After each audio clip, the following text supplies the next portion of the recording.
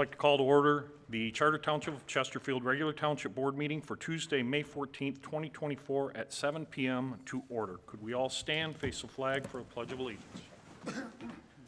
I pledge allegiance to the flag of the United States of America and to the republic for which it stands, one nation, under God, indivisible, with liberty and justice for all. Clerk Barry, could you call the roll? Supervisor Kersten. Here. Treasurer Elliott. Here. Trustee Anderson. Here. Trustee Joseph. Here. Trustee Vosberg. Here. Clerk Barry is here, and Trustee Domingue has asked to be excused. Item 4, approval of agenda. I'll make a motion to approve the agenda as presented. Support. Supported by Treasurer Elliott. Clerk Barry. Supervisor Kersten. Aye. Treasurer Elliott. Aye. Trustee Anderson. Aye. Trustee Joseph. Aye. Trustee Vosberg. Aye. Clerk Barry, aye. Item 5, presentations. There are no presentations scheduled tonight. We'll go to item 6, department reports. Any department reports from elected? Trustee Anderson. Thank you. Partial minutes from the Public Safety Committee meeting of May 1st of this year. Police Department, the extensive reaccreditation on-site review was conducted April the 24th. Reaccreditation is assured due to the department benchmarks being met or exceeded. Final review will be conducted in June. This process under the supervision of Captain Brian McNair, Sergeant Matt Phillips, and Accreditation Manager and Assessor Sarah LeBron. And May 10th marks the graduation of 2 police cadets from the Oakland County Police Academy and 2 from the Macomb County Police Academy. On May 28th, they will take their oath of office with the Chesterfield Township Police Department. The Bring Your Kids to Work Day was held on Thursday, April 25th. It's been reported that children and parents had an outstanding experience. The DEA Drug Take-Back Day was held September 27th, 2024. 105 pounds of unwanted medications were turned in. This Saturday, May 18th, from 12 noon until 3 p.m., the Chesterfield Township Police Open House will be held at Police Headquarters. Trustee David Joseph will have additional information on the actual activities. Finally, the renovations to the Police Department's dispatch and sergeants' areas are basically complete. External repairs to the building are scheduled after the open house. One other thing as far as the Chesterfield Township Historical Society, June 1st, Saturday, 10 to 4, and on June the 2nd, coming month from Sunday from 10 to 3, the St. Clair Voyageurs and History Alive. Come see the St. Clair Voyageurs, 1750-era French fur traders, reenactors, and History Alive, a timeline of historical reenactors, historians, and the period clothing, encampments, and displays will tell the story of Macomb County's history from the early days of the fur trade through the war on global terror. A donation of $1 per person and $2 per family is suggested. Food and drinks will be available for purchase. Thank you. Thank you, sir. Trustee Joseph. Yeah, just to add on the additional public safety meeting, Chief Miller updated us on the Fire Truck 3. The Marine 1 is ready to go, and we have some training that the Chief has scheduled, and Boat Safety Week is May 18th through the 24th. As Trustee Anderson mentioned, the Police Department Open House is this Saturday, and there will be the usual participants, bounce houses, emergency vehicles, fire trucks. Joe Baller and his fleet of various towing equipment will be out there. We have a helicopter planned.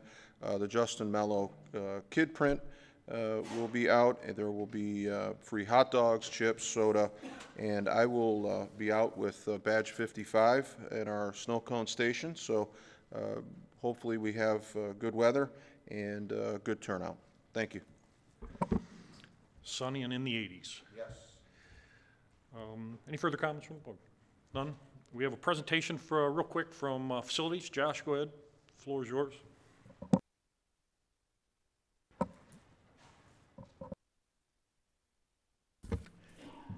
Good evening, thank you. We just wanted to go through a couple quick slides, give some people give our residents an update on some of the projects we're doing at Brandenburg. I know the park's getting opening soon. We wanted to go over some of the projects that we have and what we plan to get done this spring.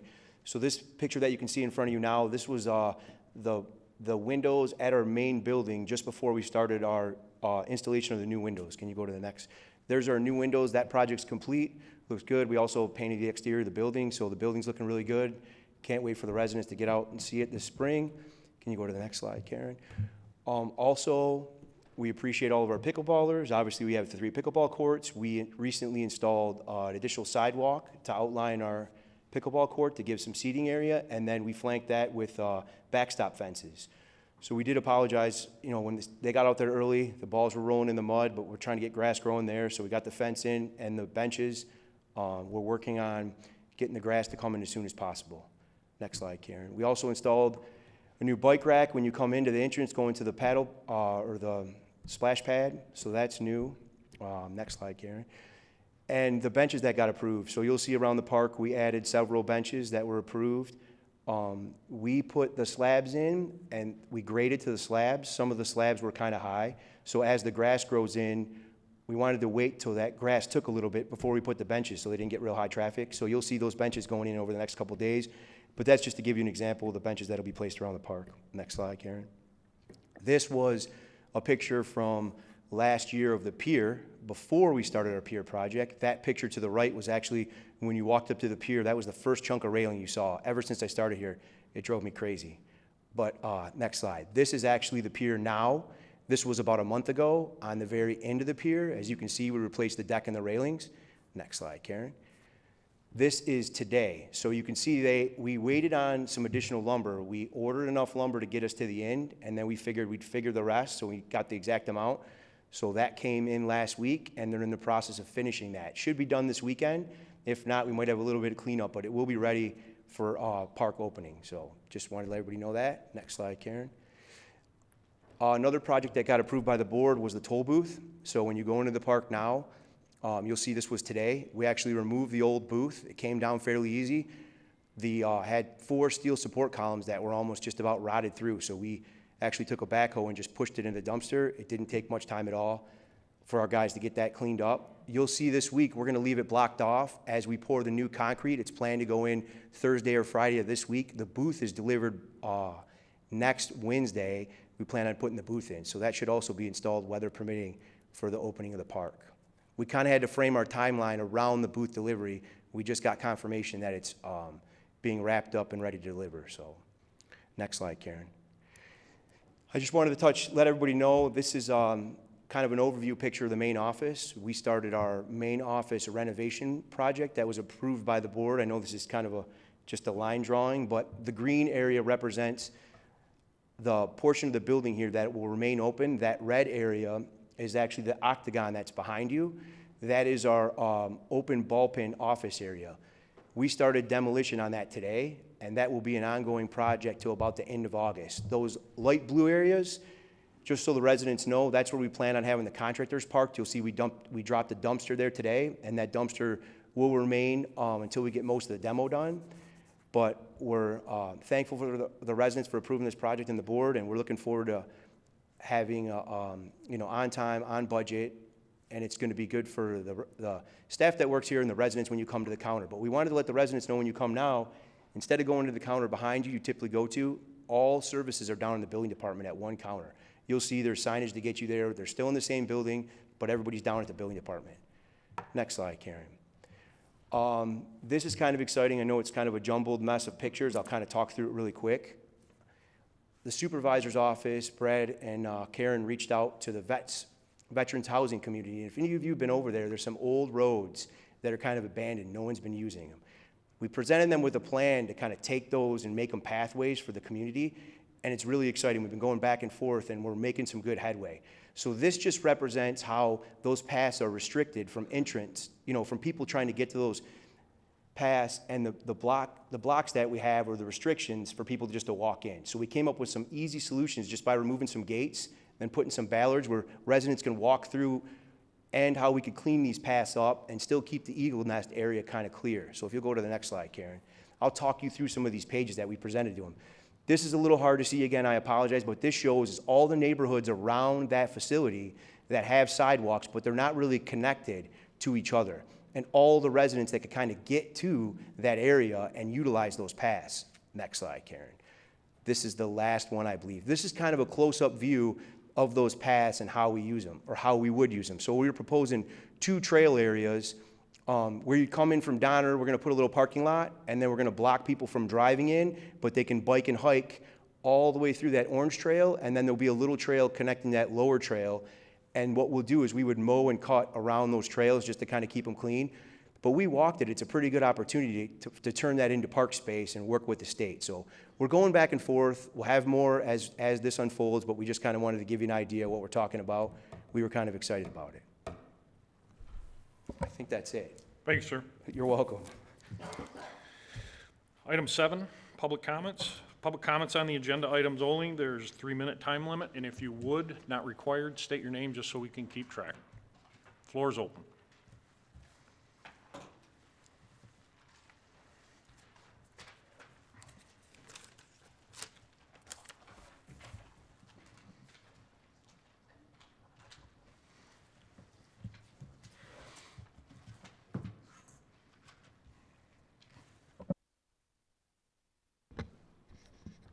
Joe Kadich, I live on Sutton. Had some questions about, first, the trucks that you're buying for the water department. I'm a little confused as to why we're buying white trucks with snow plows and then one F-350 with a built-up and a jacked-up frame and a cab on it for the water department. I'm wondering if this isn't really for what used to be the Public Works Department and spending water and sewer fund money to buy these, because you blended the water and sewer and the Public Works into the same thing, and it saves you from spending general fund money to support that. Am I right? Is that what's happening here? Is that where a lot of the water and sewer money has gone over the last 2 or 3 years? I'd appreciate some information back on that. The other one is on the repair of the vacuum truck for the water and sewer company. About 1.5 years ago, I questioned why we were outsourcing vacuuming the sewer along 21 Mile Road. Nobody gave me an explanation except about the next meeting. Trustee DeMink came back and said, well, it was too small for that sewer. I checked it out afterwards. It was basically, they got the same vacuum rate and everything as the one that was being used. I asked if that thing is ever used, and people at the last review they had over there at the water department said, yeah, they use it all the time.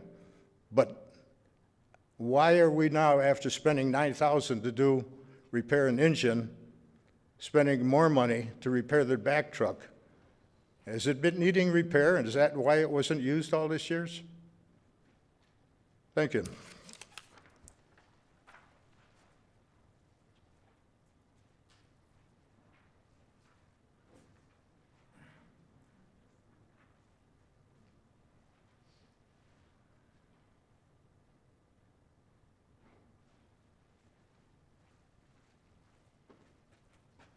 Good evening, Janice Young. 3 whole minutes to talk about one thing. I'm pretty stoked about that. Item 10B, the purchase of 4 trucks. I know that this board is about pushing growth for our township, but it's my opinion that we should be more concerned with solidifying what we already have and let the growth happen more organically.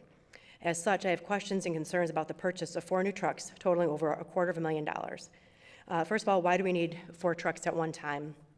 2 of them are 9 years old, 1 is 7 years old, and 1 is only 6 years old. Wouldn't it make more sense to stagger the purchase of new vehicles so that we can better budget the funds in the future? In 6 to 7 or 9 years, are we going to need to, or want to replace all 4 of them again? Maybe we should be replacing the 2 oldest ones now and waiting another couple of years to replace the other 2. The budget was $221,000, but we're being asked to spend almost $254,000. So I'd like to know why we're going over budget.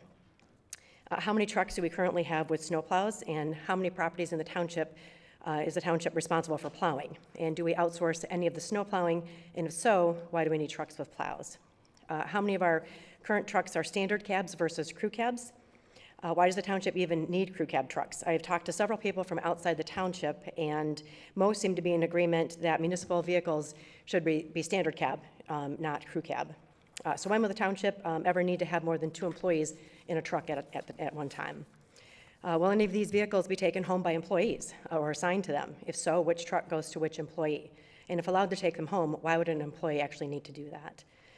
Thanks to this board, residents are not able to hear the details before asking any of their questions. So without any details, this just seems like a pretty big wish list on the residents' dime. I'm really interested in hearing the reasons why crew cabs are needed, especially since this request is coming in almost $33,000 over budget. It seems like we should be making some adjustments in the purchase to meet our budget, not just spend willy-nilly. I know that's what I do at home. I don't get to go to my boss and say, hey, I need a new pair of shoes, but I'd like to get 4. Could I have more money? But that's exactly what we're doing here in the township. So I respectfully request that this purchase either be denied as is, reduced to only 2 trucks, or at minimum adjusted to fit within the budget. Thank you.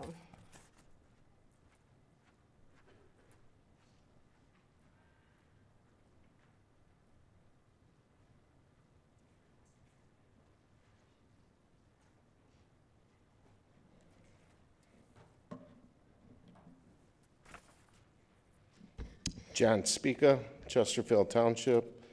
In regards to the bill run, I object to the 25% payment, Spalding deductor. And if you look at the donations that are made to this board, especially to Supervisor Kersten and Treasurer Elliott by them, it's not illegal to make a donation, but it's unethical in my standards to accept the donation. So again, I was against it when the board brought it up, and I'm against it when I see it on the bill run. And in regards to item 10B with the trucks, totally against that. I remember a couple of years ago when Supervisor Echevetti was in place and wanted to order 2 trucks, and I was up here and I argued then, as I'm arguing now, that the 2 trucks, one was for Josh and the other one was for Mike, and I was told no, no, no, no, but sure enough, the trucks came in and they were given out to employees on the taxpayer's dime. So I'm totally against that. This township doesn't need crew cabs. The standard truck is a regular cab in most municipalities, unless you plan on giving these trucks to additional employees so that they can take them home and, take our trucks home. We pay the insurance and, gas on top of that. I'm against it. And again, this should fit within our budget. So we're over $33,000 over budget than what was expected. And typically you don't order this many vehicles at one time. So I'm going to ask that this board, work within fitting something within the guidelines, but definitely not going with the crew cabs. So we need something that's going to work for the township and do it in a reasonable fashion that fits within our budget. Thank you.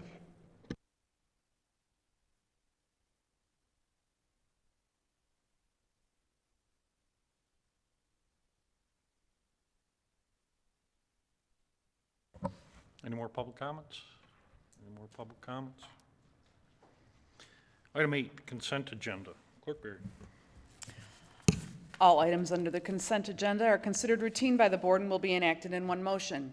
There is no separate discussion of these items. If discussion of any item is required by a board member, it will be removed from the consent agenda and considered separately. 8A, approval of the minutes of the regular board meeting of April 23rd, 2024. B, approval of the payment of bills as submitted by the Finance Department. Is there a motion to approve the consent? Move to approve consent Motion agenda. by trustee Vosberg, Second. second by clerk Berry. Clerk Berry, call the roll. Trustee Vosberg. Aye. Clerk Berry, aye. Trustee Anderson. Aye. Trustee Joseph. Aye. Treasurer Elliott. Aye. Supervisor Kersten. Aye. Item 9, a public hearing. Is there a motion to open the public hearing? Motion to open the public hearing. Motion by clerk Berry, support by Second. Treasurer Elliott at 7:20. Clerk Berry, yes, read the item, if you would. 9A is to hold a public hearing for May 14th, 2024, to hear comments on an application for an Industrial Facilities Exemption Certificate, IFEC, as submitted by Dynamic Plastics, Inc., located at 29831 Commerce Boulevard, Chesterfield Township, Michigan, 48051. Again, a motion by Clerk Berry, supported by Treasurer Elliott. Clerk Berry, call the roll to open the public hearing. Clerk Berry, aye. Treasurer Elliott. Aye. Trustee Anderson. Aye. Trustee Joseph. Aye. Trustee Vosberg. Aye. Supervisor Kersten. Aye. Again, 7:20. Is there anyone that wants to, the podium's yours.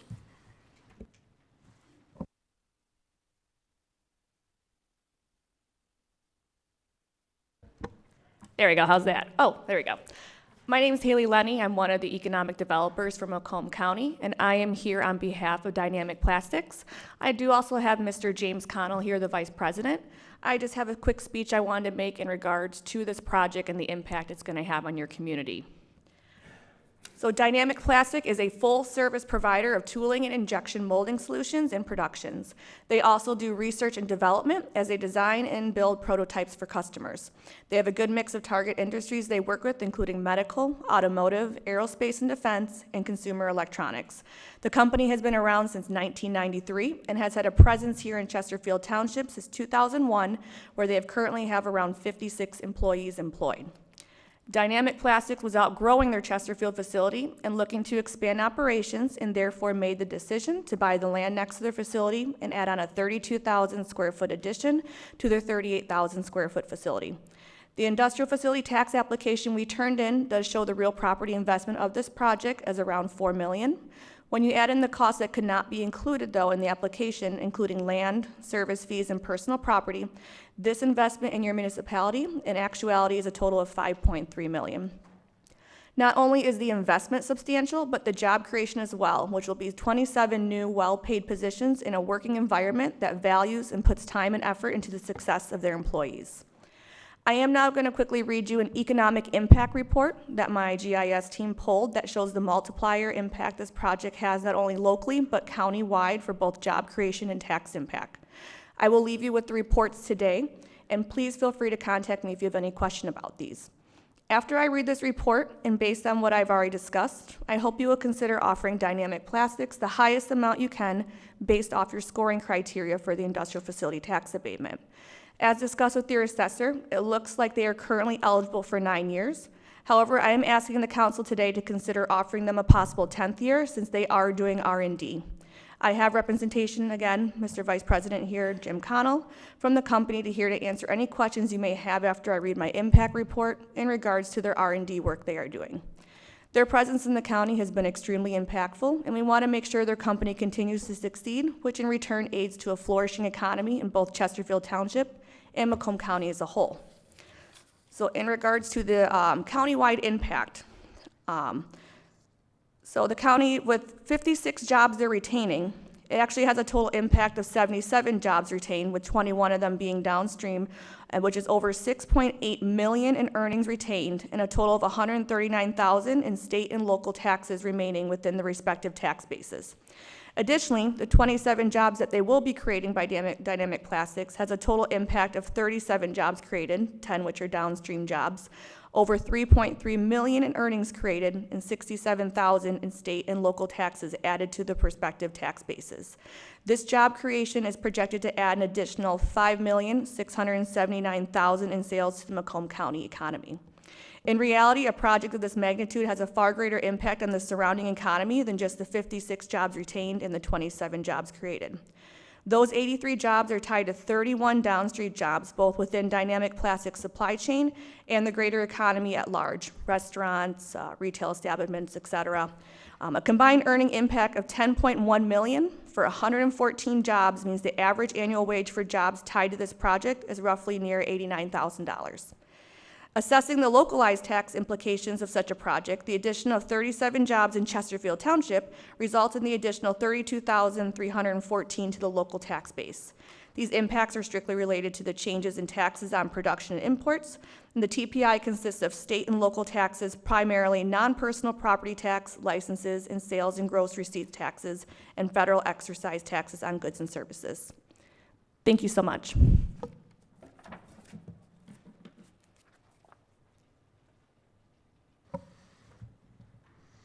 Thank you. Any further public comments?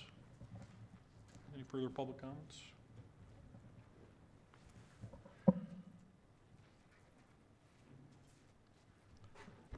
This doesn't enter into whether they get a break on their taxes or not, but I'm curious, because I've been associated with that business years ago, in your new plant and in your current plant, because it affects our public safety department, mainly the fire department, are there certain standards that you have to meet for fire protection for the product you have in there? I know when these things go up, there's no stopping them. Have you done anything along those lines to improve that? And has our fire department been able to look at it? Do we have standards that they should meet? Mr. Kadish, you can address the plans have been approved by the fire department, and the current fire suppression standards have all been followed. For a plastics plant? Correct. Okay. Any further public comments? Any further public comments? If you want.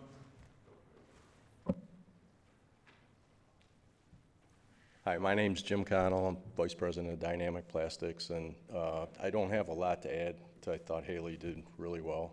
I just wanted to take this opportunity to thank you guys for considering us and our new project. We really appreciate it. Thanks, sir. Again, public comments section. Any further public comments? Is there a motion to close the public comments section? Motion to close the public hearing. Public hearing, motion to close the public hearing by Clerk Berry, supported by Supervisor Kersten. Clerk Berry? Clerk Berry, aye. Supervisor Kersten. Aye. Trustee Anderson. Aye. Trustee Joseph. Aye. Trustee Vosberg. Aye. Treasurer Elliott. Aye. Public hearing's closed at 7:27. Thank you. Item 10, the regular agenda.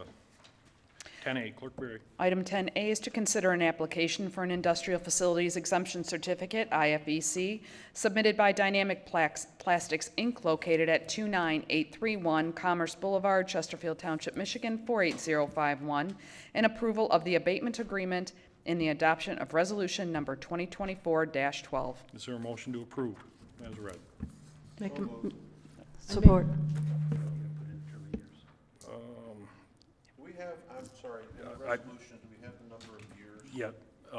Carrie, would you like to come up and address it? Yes, we do. Trustee Joseph. I just heard the 9 and 10 and Yep. accepted the board, yeah. Sorry.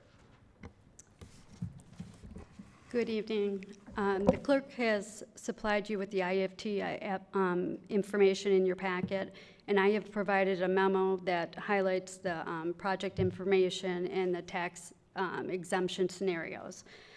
The applicant is asking for the 12-year abatement, or 10 years is what they just mentioned.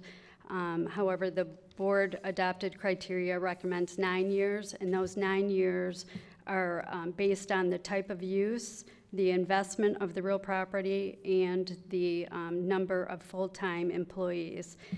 And when we were looking at the type of use of the IFT application, we were looking at the building is predominantly used as manufacturing and not R&D, as it is an addition to the building that currently exists, and that is manufacturing. So if it's something different, then they would, if they are an R&D type of use, they would qualify for 10 years and not 9 years. But as the application stands that I was reviewing, it was predominantly manufacturing. So it only qualified for 9 years. Thank you. Trustee Joseph. Yeah, I'm by no means an expert in the plastic industry, but the representative from the county and just my limited experience, companies of this size, they typically engage in a lot of R&D just as a mechanism of keeping up to stay current. So when I looked at our township variables, there was some ambiguity there, and I'm wondering what percentage of, how do we determine obviously this isn't an R&D sole, company, but within the framework of their, work, I'm imagining they do significant, and they indicated that in their application. So would it be completely, sort of egregious in terms of or would you concede that there's a bit of ambiguity there and that we could give them the full 10 years? That would be, the criteria that was adopted by the board is strictly a guideline. Yeah. And that is up to the board to determine what they would like, I give an opinion on Sure. what the applicant has provided to me, and that's what I'm providing to you. But when I looked So- at the guidelines, I thought that it wasn't beyond the pale to, concede the R&D element of their, and so, Mr. Supervisor, I'd like to make a motion that we approve this for the full 10 years. Okay. Just The ask for- motion is to approve and adopt the resolution 24-12 for a total of 10 years. Yes, sir. Thank And you. I'd ask Is there for continued support. And execute the abatement. Yes, sir. Correct. Thank you. Is there continued support from Treasurer Elliott? Continued support. Continued support. Any further discussions from the board? Any further discussions? I have a motion by Trustee Joseph, supported by Treasurer Elliott, to approve item 10A as presented for a total of 10 years, including the abatement. Clerk Berry. Did I miss Trust- anything? No, executing the abatement. Trustee Joseph. Aye. Treasurer Elliott. Aye. Trustee Anderson. Aye. Trustee Vosberg. Aye. Supervisor Kersten. Aye. Clerk Berry, aye. Item 10B. Item 10B is to approve a recommendation to purchase three 2024 Ford F-350 XL 4x4 SD Crew Cab 8-foot bed trucks with additional upfitting, and one 2024 F-150 XL 4x4 regular cab 8-foot bed truck with upfitting through Enterprise Fleet Management in an amount not to exceed $253,699. Is there a motion to approve? Supervisor Kersten will make a motion to approve. Is there any support? Support. Trustee Vosberg. Josh? Yes, sir. Good evening. This is really driven by Enterprise, our partner, when we evaluated our fleet years ago, looking at the overall fleet and how it operates, getting those older vehicles. This is a replacement for existing vehicles, getting those older vehicles to that sweet spot that Enterprise identified as that 2 to 3 year turnaround where you could really buy these vehicles on a government discount and turn around and sell them. So it's really just getting to that point where we're turning this fleet faster and faster so we don't have any repair bills. And also the driver behind this is when we started this program, we looked at the type of vehicles we're purchasing. Resale was a big driver. So when we looked at it, we said, okay, which vehicles will give us the most resale value? Not extravagant vehicles, but vehicles that are used for construction. And the options that you see here aren't solely based on that. They're based on our needs or department, but some of those things factor into our decision-making, like when you talk about crew cabs and other things. Also, just to touch on some of the questions from the residents, the crew cab is essential not only for resale, but each one of our employees carries a Milwaukee-like pack-out device and a backpack in all their trucks. So it gives us that extended ability to carry tools, and our seasonal staff, sometimes we have 3 to 4 people in a truck at a time. So there's multiple reasons why we choose to get the crew cabs. I just wanted to answer a couple of those questions, and if you have any more. Thank you. Questions from the board? Trustee Vosberg. Thank you, Mr. Supervisor. In the narrative that goes with this, it talks about the cost and the amount budgeted in that spreadsheet. Is there still enough money in the, it did not say that it would require a budget amendment. Will it require a budget amendment? There is water and sewer.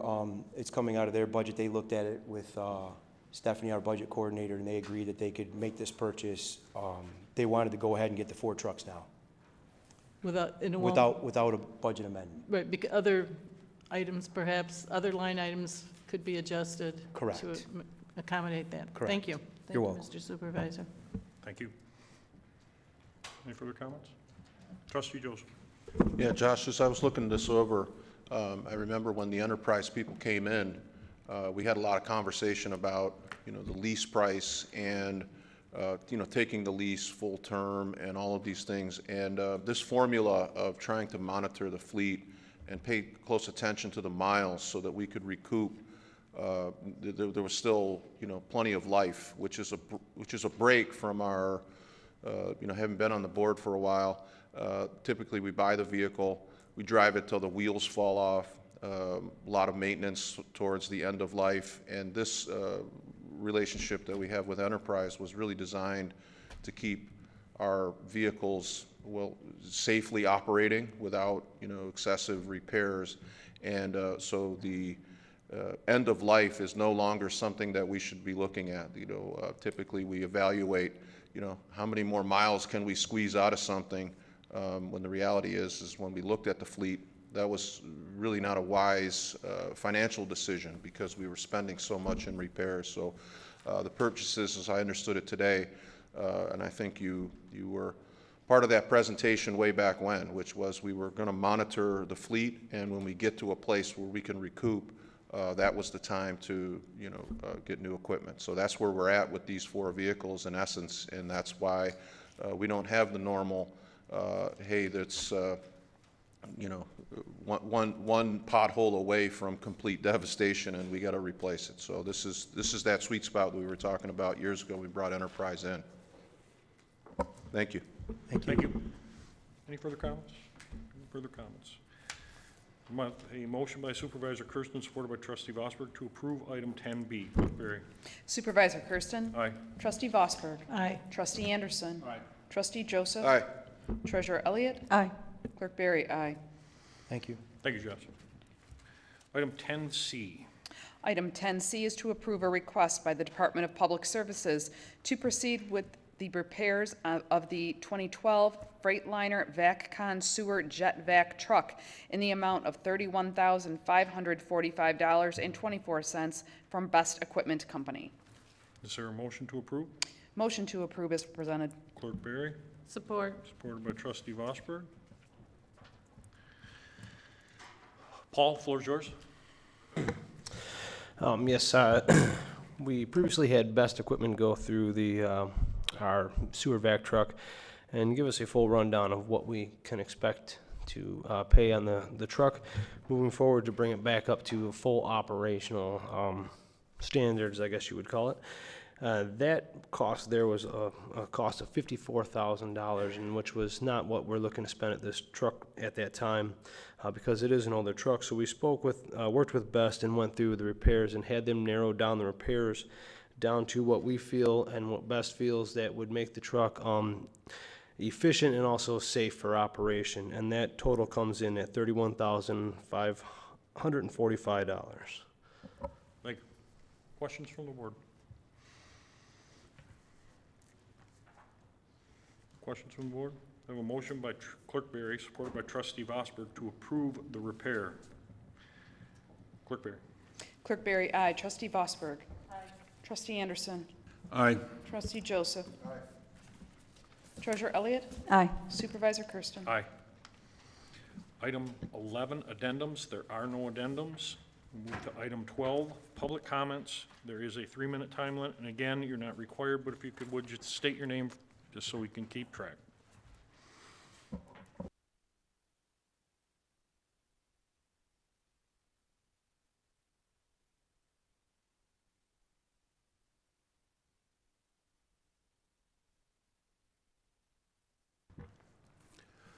Christopher Pierrick, Chesterfield Township.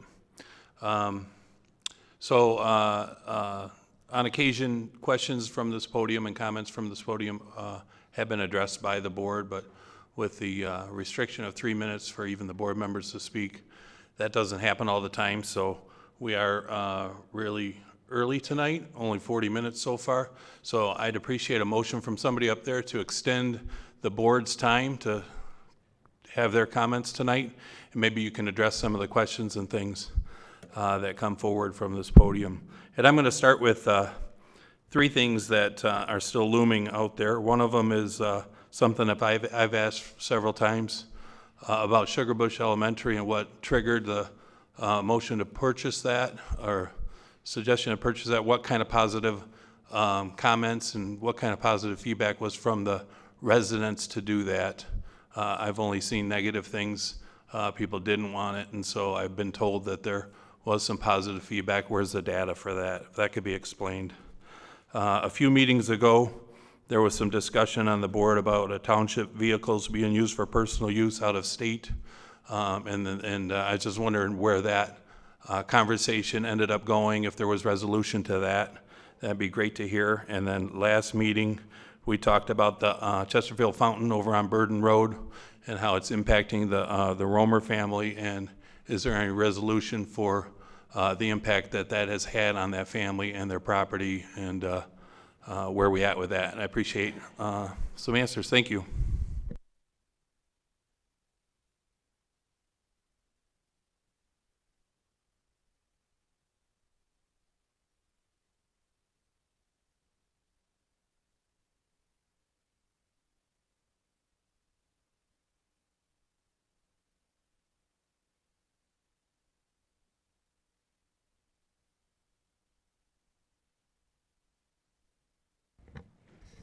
John Speaker, Chesterfield Township. I could tell by the light agenda tonight that there was going to be either one or multiple board members missing. And I'm glad, you know, this meeting's going to conclude pretty quick because, you know, I know you guys want to get to bed, and we don't want to put it past your bedtime, so. But in regards to, I've asked multiple times, just like Chris has, I've asked Treasurer Elliott multiple times on the tax bill. The winter tax bill that went out in '23 had errors in it. I've asked her several times exactly how many of those tax bills went out to residents. I could tell you by the feedback and the emails and residents reaching out to me, there were several incorrect tax bills that went out. So if I could get an exact number, I would appreciate that. So it's a pretty simple question to answer. You seem to be avoiding answering the question, and you don't even respond to it. That's your department. I would think that you would have a grasp on things, but obviously you don't. Again, you know, Trustee Joseph used the word sweet spot. I'm going to disagree. Anytime we dip into the water and sewer fund and add a budget amendment, I don't consider that a sweet spot. So I've always thought that water and sewer should be its own separate entity, and I'm sort of tired of people dipping into that fund constantly. Another question that I have is I've had somebody reach out to me and ask me if we currently have, you know, a public service director on hand. And I said, I don't know. I said, I'm going to look into it. So as I look into it, other questions arise regarding, you know, our public service or public safety director in regards to the township vehicle, which was brought up 3 meetings ago, and that was never answered by the Supervisor Kersten on whether or not that vehicle can be taken out of state. And as I'm asking questions about that, then, you know, another issue with gas in the gas card comes up. So can this board answer that so I can get back to, you know, the people asking me the questions on exactly what's going on with that? Are these vehicles allowed to be taken out of state? And if they are, you know, if there's, you know, any gas consumed, are they allowed to use that? And Supervisor Kersten, I was told that you're leading the investigation. That's the fox in charge of the hen house. I would think that if there is an investigation, it would go to the Michigan State Police or the sheriffs at best. Thank you.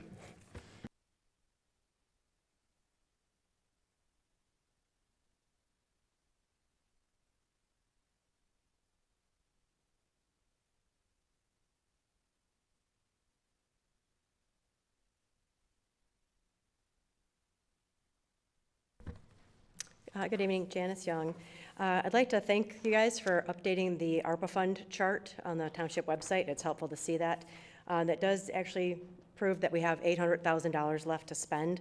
So I mentioned that at a recent meeting, that there was almost $800,000 left to spend. So I'd like to know what those funds are going to be used for. I'm quite sure that you have something in mind, and I think you owe it to the residents to inform them of your intentions. After all, that is our money.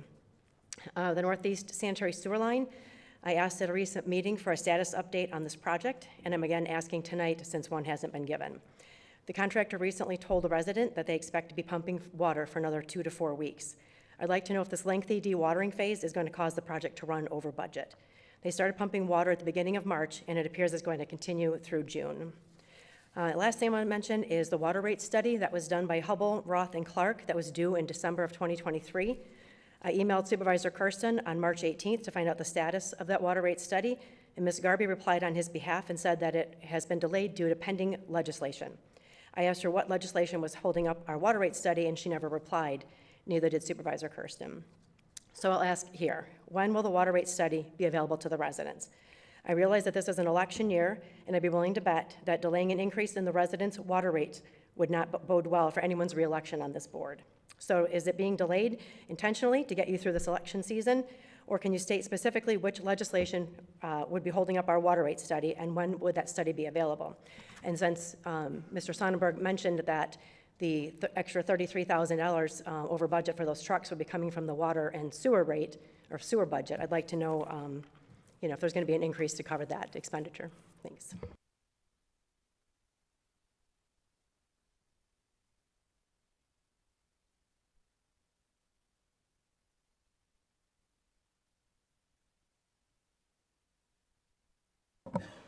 Any more public comments?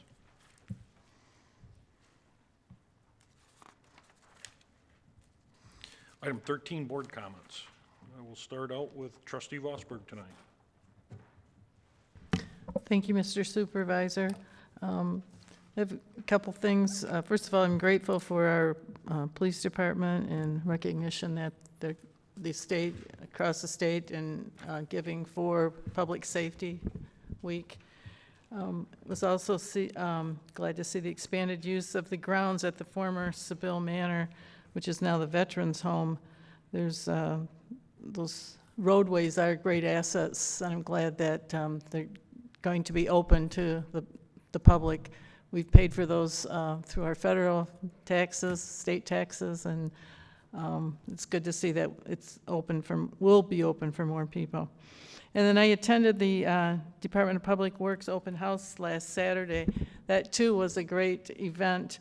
It's fun to see kids excited about climbing on the vehicles and seeing how things work. You can see how water flows through and how it drains out, and various things that are available. And what I especially like about that is the Public Works Department is something that's for the entire township. We use it on a daily basis.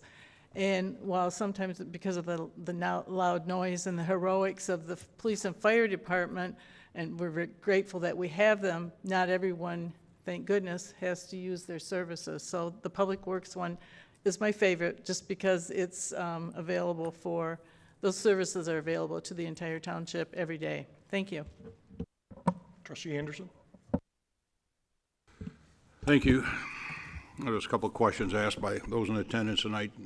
One I'll address is Sugarbush Elementary. I didn't support it. I'll continue not supporting it. I question the purchase of that building and the cost it will be eventually to the township, in my perception. Ms. Burek and Ms. Young, the questions you posed, it's not my pay grade to answer them. It'd be divining, and I'd have to defer to someone else on the board. Perhaps they can answer it. Finally, May 18th, this Saturday, remember we have open house at the police station, 12 to 3 over on Continental. Thank you. Trustee Joseph? Thank you, Mr. Supervisor. Just to pick up on a couple of the public comments, Mr. Perrick, yes, I agree with Trustee Anderson with regard to the Sugarbush decision.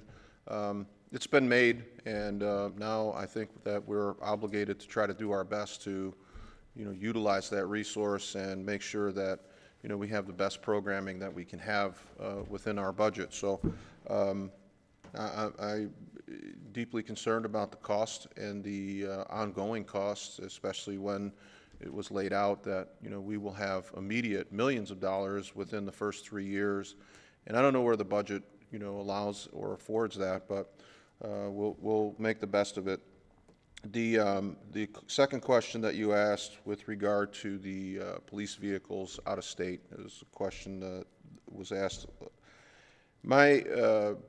My discussion about that, the night that it came up, if you recall, it came up during contract discussions, and I was concerned about performance reviews, and I had heard some of the concerns.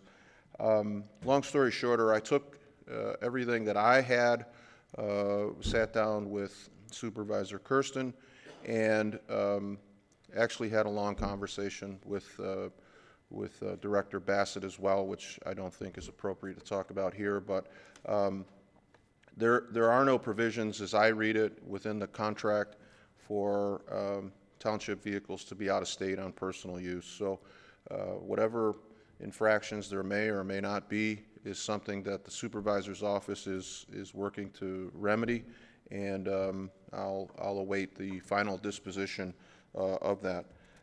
Again, as you mentioned, with the I heard you affectionately refer to it as the Chesterfield Fountain. I have no oversight over the individuals there. That's something that the supervisor's office or Public Works can maybe address. The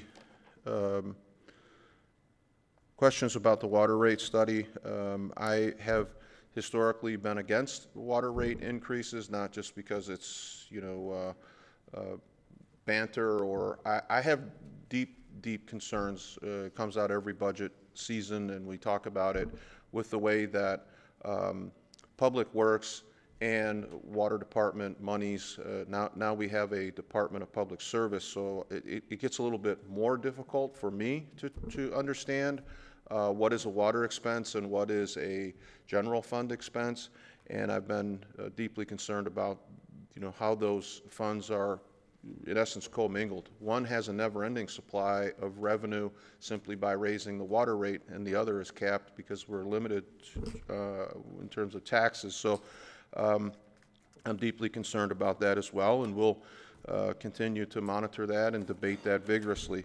Last, I just wanted to point out, I know residents were, sorry, just an additional 15 seconds if I may. Residents on Facebook and social media were aware. Our public safety team did an outstanding job back on April 30th. There was a very serious motorcycle accident. The individual who was nearly killed is an individual by the name of Jeff Collins. Was contacted by his daughter-in-law, who wanted me to know how grateful the family is to our public safety team who assisted that night. Mr. Collins is on the road to recovery, but he has several substantial injuries, 8 broken ribs, broken clavicle and hip. He will unfortunately endure many surgeries over the upcoming years, and his family is hosting a fundraiser the evening of our police open house. So I think I'll finish at the open house and head over there. It's on May 18th, and I will post some details on my Facebook page, and anybody who has the ability to maybe help out Mr. Collins, urge to do so. And thanks again to our public safety team who the family attributes to saving his life. So thank you. Treasurer Elliott. Thank you, Mr. Supervisor. Just in answering the question about Sugar Bush Elementary, most of the folks that in my circles that I talk to have requested that we have some sort of community center. So I've said that before, I think, and that's what I have heard over, and I hear a lot of positive feedback about that. I've heard about different activities happening down there, and this week we actually have 2 activities coming this Saturday. One is at the community center, and that's a mom-to-mom sale, and that was one of the greatest mom-to-mom sales that we've had in the area. And if you're not familiar with what a mom-to-mom sale is, where you know, moms kind of go through their closet and they get together the items that they're no longer using because their kids have outgrown them, and then they resell them to others. So it's benefits not only just the mom who is selling, but also those who come in.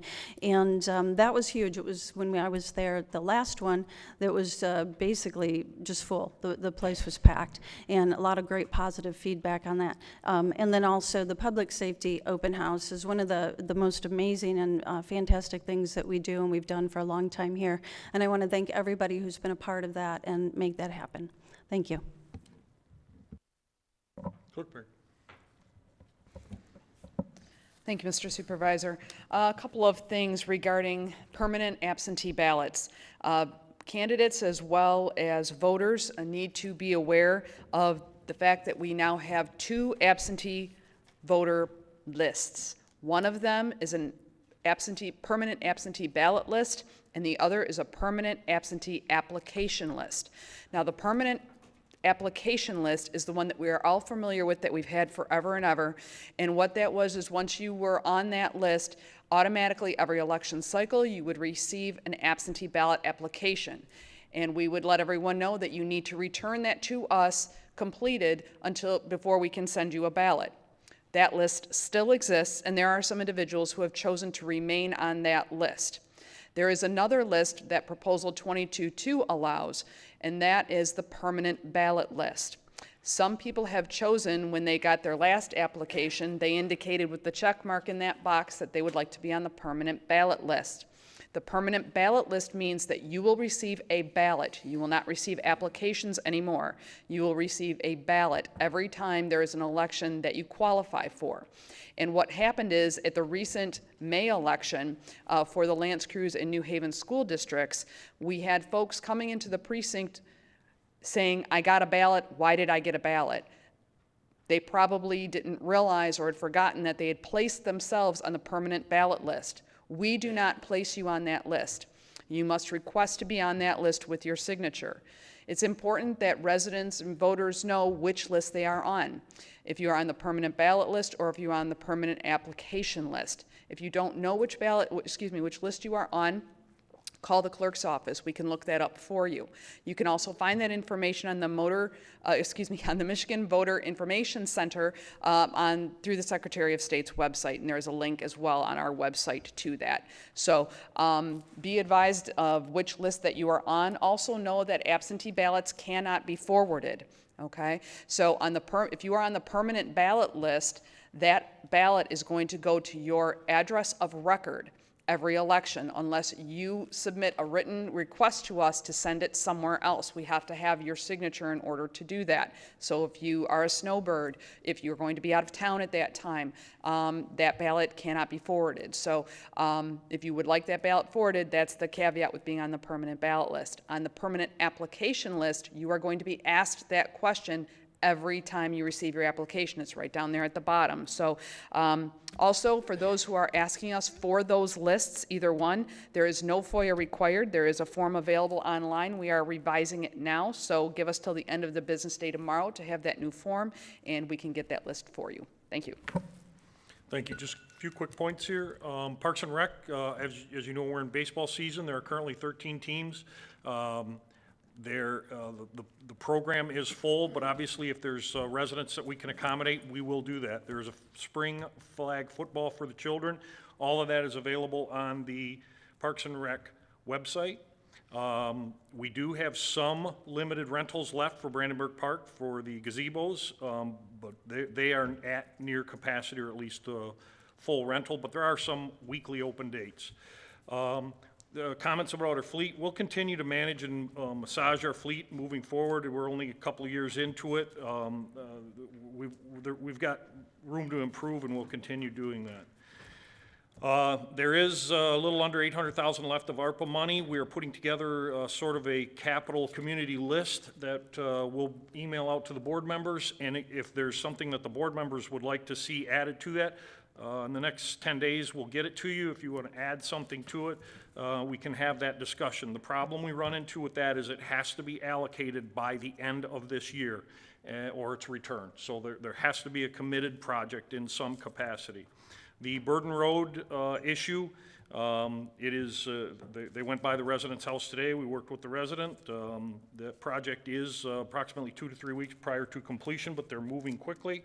Again, the legislation for HRC's water study is the state mandated $2 water meter charge that has been proposed and is currently being debated at the state. And yes, that will affect our local rates. That's the legislation that everybody's referring to. And until that goes through, it does affect our rates and our residents. So until that is either agreed upon or some resolution there, we're kind of just in a holding pattern. Thanks, Josh, for the State of Michigan Trail Plan for the old military housing. That is a valuable piece of property that I think we can open up with the partnership with the state to get some walking paths and communities through there. We met with the Macomb County Department of Roads, their federal aid committee, and projects list for the township in the coming year. I have it here, I'll make it available to you. They've changed their entire process, how this works, but 24 Mile Road is on their long-term plan, along with completing 23 Mile Road. We meet with SMART on May 15th. SMART is relocating and moving several of their stops to accommodate them, and also adding some pads. We'll email this out. We just got this late today. We'll email this to you if you have comments or questions. And again, this is a ever-evolving situation with SMART. And I'm going to end on a final note with, if you excuse my time here, the Parks and Rec department lost a longtime supporter and worker, Felicia Key Barlow. She passed suddenly in her sleep and will be greatly missed by the Parks and Rec across the entire department. She served here 17 years in some form or capacity, and she was always available to help Parks and Rec at whatever event or at any park, whatever they needed. Just some comments that were posted is that she was so appreciative of the staff of Parks and Rec and dedicated to it. She devoted a number of years to Parks and Recreation. She was always a smiling face at Brandenburg Park, and she was recognized by those who utilized that park. She was also a devoted employee at Carcanord Elementary School, where all the parents and residents knew her. And again, she was a longtime dedicated employee of Parks and Rec, and she'll be greatly missed. So to the family of Ms. Barlow, you have our sympathy, and we will definitely be sending some condolences to her family. With that being said, there is no closed session tonight. I will take a motion to adjourn. Motion to adjourn. Clerk Barry, supported by Trustee Vosberg. All those in favor? Aye. Opposed? Meeting's adjourned at